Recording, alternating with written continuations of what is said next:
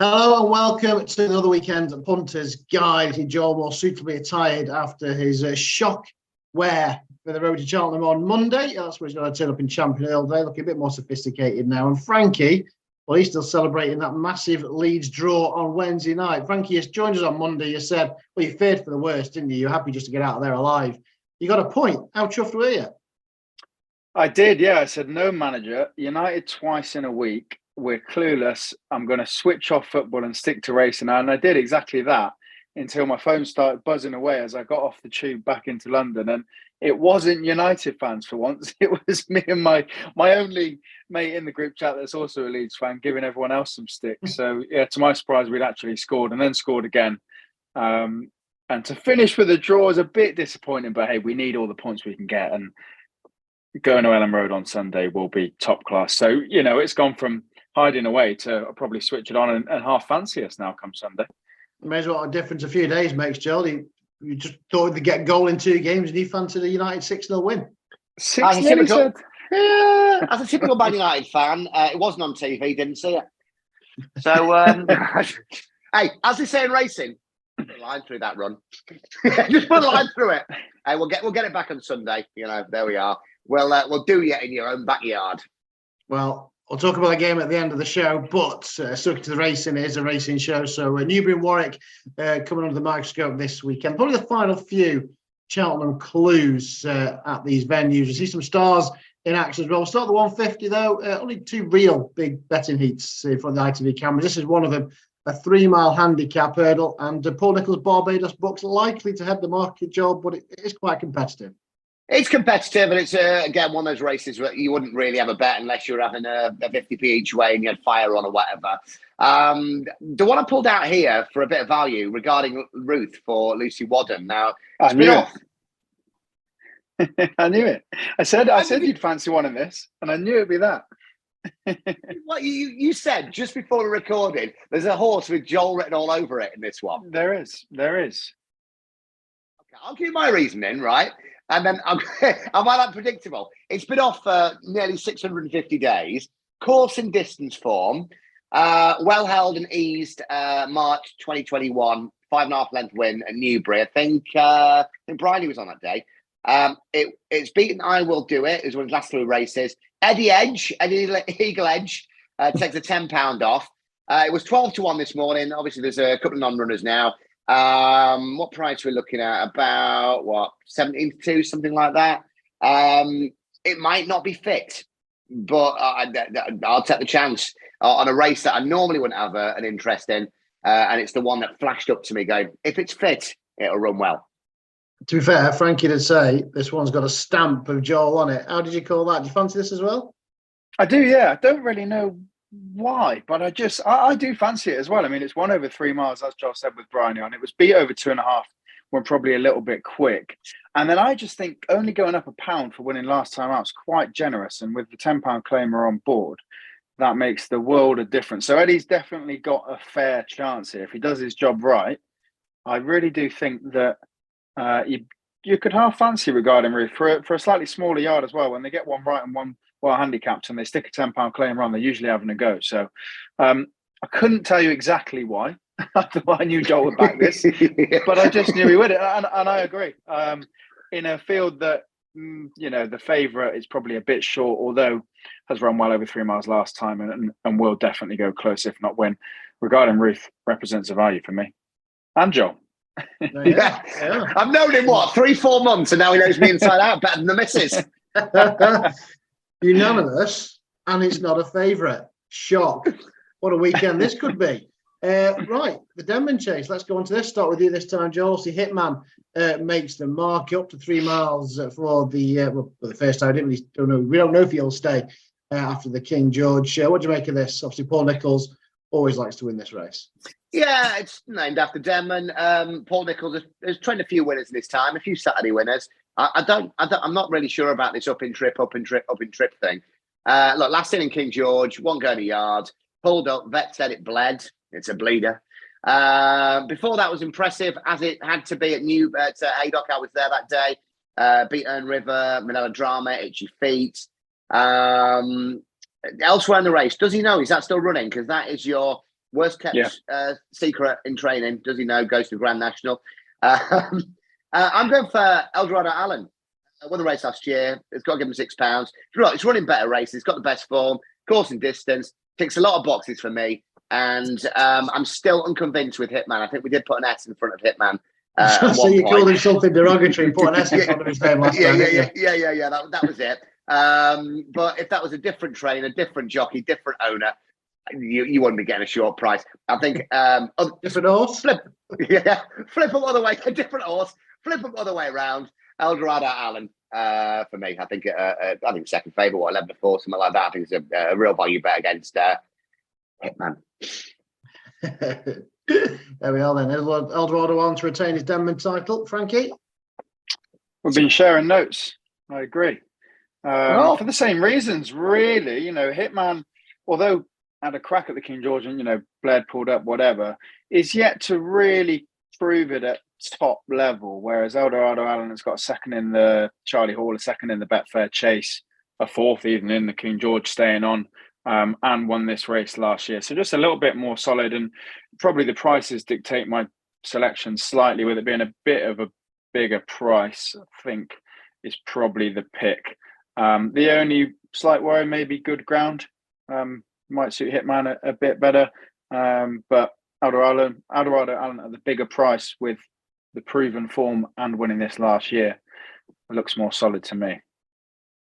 There we are then. Unanimous. We both were going for John Bon as well, I suppose, at this rate. Hang on. We're two in here. We've not gone for a favourite yet. That all changes now. Yes, it does. Right. Well, John Bon could have come here, but he's not. He's obviously on to Warwick. So, the game spirit. Long odds on Granatine, only behind Edwardstone in the Tingle Creek. Or is it Fun Savola? I think won this race last year, didn't he? Is he going to retain his title? Frankie this time. The big shout, but I'd say this is probably even more solid than John Bon, Granatine. Really impressive. Exeter wasn't it off the top weight, second in the Tingle Creek behind Edwardstone. We know we're the Edwardstone fan club in here. Funambol Savola was miles back in that race. Can't see any form turnover there. I don't think the rest of them are good enough. I think this is very straightforward for Granatine. Can't see it beat. And Joel, I'm guessing you're going to agree. Control and C, Control and V, copy, paste. The 8 lengths beaten by Edwardstone is there. There's nothing in the same league as that. You've even got Gentleman to me in that Tingle Creek, haven't you? Yeah, man. It's easy. Goals. Yeah, move on. I just want to go back, actually. I was just checking something whilst we talk about it. Yeah, Granatine for the game spirit, clearly. Does he know he's not in the Grand National? Do you know? No. Does he know? Joel doesn't. Is he not? No, he's in the Grand National trial. Actually, the only reason I say that is because obviously if he was to win it, you think, right, he's going to blow his mark, and obviously you'd have no chance off whatever you go up. And he's a bit of a quirky horse, isn't he? He's run some good races, especially at Cheltenham, but he's also fluffed a few. Yeah, he has. He's got to catch him right, but he's got a bit of a penalty against Hitman. But I do think he's talented on his day, and this can't be kind of race. He's not going to win a Gold Cup, but this could be his type of race. He's just one that caught my eye, and you mentioned the Grand National. I just wanted to check it, but he's not actually in it. No, I do agree. I had a quick look at does he know? There is no chance of him blowing his mark. Yeah, it would probably be the one I'd mention out the rest of the field. Like you said, if you catch him right, he is a good horse, and if he gets into a good rhythm as well. He did when he went at Cheltenham. Started pinging him and really started travelling, and he could have a chance. Yeah, just the same sort of story. No, there's a massive problem here. He's not eligible for the Grand National. That's right, yeah. Because he's not Irish. Ah, right, okay. See what I mean? Yeah. 85 inches. 81 Brits. Yeah, right. The big betting race. Anyway. Hey? So there's a reach way bet anyway. Yeah. He's a horse. He's a horse that I like. Right. Surely not going to agree here. Come on, boys. Right. 80 runners. Betfair hurdle. Last year, we had Glory and Fortune in here. Paul Nichols has got a couple. Emmett Mullins brings one over. We don't know how good he is because nobody saw him at Wincanton in the fog that they had there last time. A couple of interesting lightly rated novices. Always a great race, Frankie. There is. I reckon Joel likes the favourite here. No, I watched it back this morning, and do you know what I saw? That. What? Nothing. Hello. No, there's two in here, and they're both Irish, and they're both JP owned, and who knows which one might win, if any. A dream scenario for JP, wouldn't it be, to win here and then send another to Cheltenham? And one is the favourite, and one is Iker or Iker Allen. That Philly Bay. I mean, before coming over to England, was fifth in a bumper won by Hollow Games, third in another race won by Chemical Energy of Gordon's, third in a race won by my mate Mozzie, I think a Grade 1 winner, and then ran in a Class 3 handicap at Donny, a Class 3 at Wincanton worth like 10 grand. This is worth 87 grand. I don't think they'd be blowing their chances at Wincanton in a Class 3. It has to have a bit in hand still. It went off for 117, then 124, and now comes here off for 133. But like I said, given a bit of form behind Hollow Games, my mate Mozzie over in Ireland, and coming here for a big pot, and Emmett Mullet trains, I know it's all very obvious, and that's probably why this might shorten in price as well on the day, but you'd be silly not to mention it. And I think surely he's having a crack here and has to be better, or at least capable of winning a race like this off a 133. So the favourite, albeit fairly obvious, does represent a very good chance. And then the other one I mentioned of JP's, that John Joe ride, that seems to have taken a little bit of early money, was fourth in the Triumph. And that was a bit disappointing over in Ireland when odds on, back from a break. Again, you couldn't really see why the horse got beat, but now into a handicap over here. Again, going to follow the money, a bit of early cash, but one that seems to have the talent and should hopefully be trying in a big race with a big pot like this. So, as I said, trying to catch the right JP one in a handicap's tricky enough, and when there's like 20 odd runners, it makes it even harder. But I think both of those have got the right sort of profile and a fair mark to at least have a chance at this race.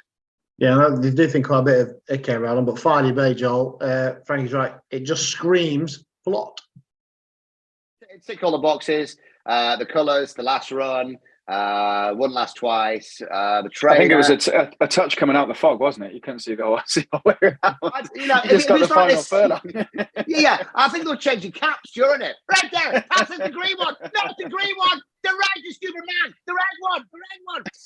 Whatever. I mean, that stuff used to go down at Cartmel all the time in the 70s, he used to tell me. As he used to go under the trees and the camera angles used to get it. They used to say, there used to be lots of jiggery pokery going around in there. But we've got clean sport now. In this one of my favourite dogs is running, Tritonic. That'll pop up at some point again. But I think I've got one for you in this. Highway 102. I think it's 22-1. And again, it could be a nice little each way play. Everybody knows the form of that Christmas hurdle with your friend Connie Hill smashing Epperton. But was back in third. So beaten 23 lengths by Connie Hill, a further 6 by Epperton. And it beat Hacker de Place by 7.5 at Ascot in November. Now, one of those is 20-1. One of those is 8-1. So I thought Highway 102 in a very competitive race. It was one that I'd be a little confident of running a place. And anything could happen. I think Filey Bay, it's just up the road from my mum's place in Scarborough, Filey. That's why you'd back it. I think that will win or bomb out. So it can win at that short price for me. And it's very obvious afterwards. But two horses very closely linked. One's trained by Paul Nicholls. And the other is not. It's trained by Chris Gordon. And I like Gav Sheehan. It's a quiet season. Highway 102, current price 22-1. I thought that'd be a bit of value.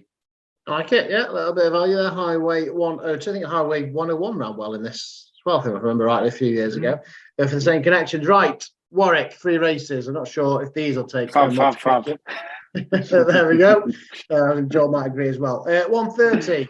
I do like Galahad Quest. I know he is going to pop up. He's definitely got races in him off his mark. Second at Warwick at Wincanton last time out. This could be his day. Gets almost 2 stone off Stolen Silver. Start with you, Frankie. Oh yeah, I just think these horses like Galahad Quest weighted 128 and Knighton to buy 130. I know that they've obviously got a lot in hand, but they've got to be better than they are to beat Stolen Silver. And Stolen Silver has been running in top handicaps. And although he's carrying 12 stone here, he's been running in those top handicaps near the top of the weights, if not at the top of the weights. And that's what makes me strong on him. It's not like he's been tried in those handicaps at Cheltenham, carrying 11.5 or 11 stone or whatever down the weights. He's been at the top of the weights, at the top level and in the places. So for him to come here with 12 stone on his back, I don't see it as a problem. I think he's carried 11.9 the last twice. I just think they'd have to improve a lot, and I can't see them getting past Stolen Silver. We know I'm a Sam Thomas fan as well, so it was fairly obvious. But yeah, Stolen Silver, I most likely, and the obvious fab for me. Joe, got a grade 1 in here. Messiah Deso Boat. It was a long time ago, though. Yeah, it was. I looked at this race this morning at 11 o'clock. Now, so picture this for you, and any female viewers, both of you. I got into bed this morning when I got back from work about 11 o'clock. I got in, took the clothes off, laptops up, getting the replays on. I didn't realise this horse was originally with Sam Thomas. Yeah, I've changed. Kind of seller in hand, obviously. And a cigarette going off. Classy. I didn't realise this horse was with Stolen Silver. It was with Sam Thomas originally. Took it off him, gave it to Nigel, Big Nige, Tristan Davis, and then it's gone back to Sam. Yeah, it's 5-1 well this morning. Yeah. Unseated at Cheltenham in November. It wasn't jumping brilliantly. We watched that this morning. Unseated 3 out, and Vet found it was lame. Beaten a couple of lengths at Cheltenham on New Year's Day. But what I really liked about this, it got headed a couple of times and then stayed on. Look, it should be winning this. Even under that, what was it, 2 stones in second? It should be winning this, and I think it's a strong one this weekend. Stolen Silver, I think it's a start off at Warwick. I think it's a very, very, very good bet. And yeah, I put a line through everything else in the field. There we are then. Stolen Silver unanimous again at in the Open at Warwick, and we'll be unanimous in the 205. I'm thinking maybe. Certainly by the time we get to the 240, I'm sure there will be. Joel, start with you with the mares this time. She's pretty classy, Love Envoy. Does she win this en route to Cheltenham? Yeah, it's got to be. What is it? 9 runs, 8 wins, and 1 second was to Brandy Love. And of course, anybody seen Brandy Love, by the way? The Irish still where? There's rumours that she may be sporting different silks soon. I heard that. Really? Really? She's wearing the Joel Ross special, is she? Maybe. Yeah. No, I'll be honest. I heard Henrietta talking about Brandy Love. Didn't say a lot. I think it was on Nick Luck's podcast. And yeah, no, working well. Yeah, coming on nicely. So whatever you take into that. But going back to Love Envoy, I'm just trying to pad this out because it's Love Envoy. It's 9 runs, 8 wins, and 1's beaten by Brandy Love, who's the next coming of Frankeless. So yeah, it's a boring one, but on the way to Cheltenham, should just do business. Joel? I am here. I'm just going. You're there, aren't you? Frankie. Yeah. Was that boring? I'll do it again. So anyway, the only. Yeah, Love Envoy should win this. I don't even know if they were expecting to win it at Sandown first time out, was it? But she went and won and did it nicely. I would say, I don't know what price of forecast would play, but when Theatre Glory was running last time at Newbury, Nicky was quite quick to say that he couldn't split her and First Street, miles apart. And she gave, I think, a stone or maybe even 2 stone to Grey Dawning, a stone to Grey Dawning, who obviously went on and won that Ballymore trial, the Leamington, at Warwick. I wouldn't say they're as far apart as you might think, these two. And I think Theatre Glory would be the most likely one to follow Love Envoy at home, if not give her a race. So the forecast for me would be the bet. I'm not sure what price it would pay, but I can see that very likely. Sod all, really. It's like 10 to 1 bar the 2. Yeah, well, straight forecast. I mean, you're getting better than 4 to 7 anyway on the fake. Get one. But, yeah, I mean, I think that Theatre Glory is a decent horse, is what I'm saying. It's not an absolute walkover. Right. The thing is, we all expected all the favourites to go in left, right, and centre at the Dublin Racing Festival last week. It didn't quite work out. I didn't. No, you didn't. No, I mean generally, punters generally. Maybe this is the weekend because I'm guessing you're going to agree in the Kingmaker. Start with you, Frankie. That's you down there. That's Frankie, yeah. Start with you.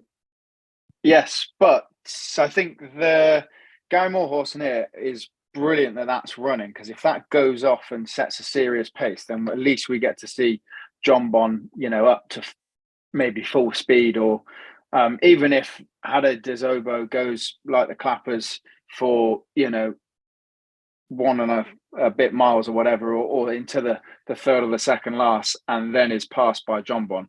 I'm hoping that we get to see John Bon asked a few questions. So I'm really happy that horse is in there. But yeah, John Bon should go and win. Although weirdly, like I said at the start, I'd have Grenadine as more solid than John Bon. There's just something that worries me slightly. I think it's just because that Hada Dezobo looks a bit mad. Keen, go from the front, go at a serious gallop, trained by Gary Moore, which just seems to make them all a bit bonkers. So yeah, I wouldn't be chucking John Bon in an accurate 1-4, but you'd hope he goes and wins en route to the Arkle. It's a proper jumping test, right, though, Joel, when you finished on Tinder or Twitter, wherever you're.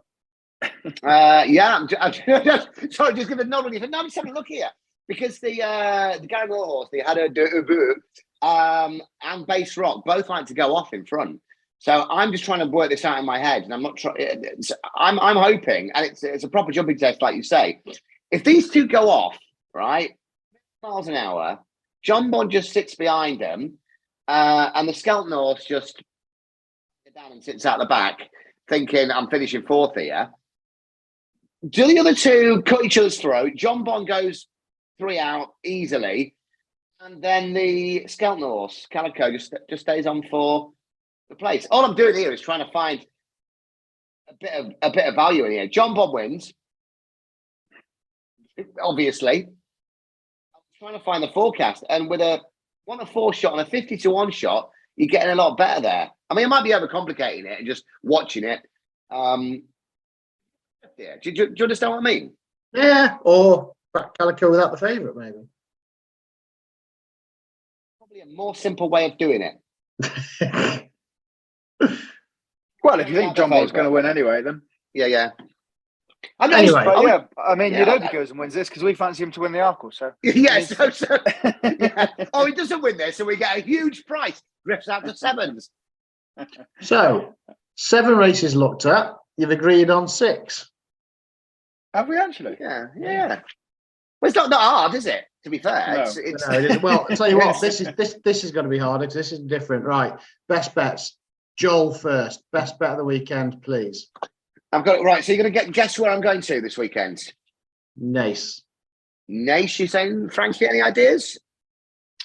Where might you be going to this weekend? Maidan, Jebel Ali. Wolverhampton. We're going to Eagle Farm, Australia.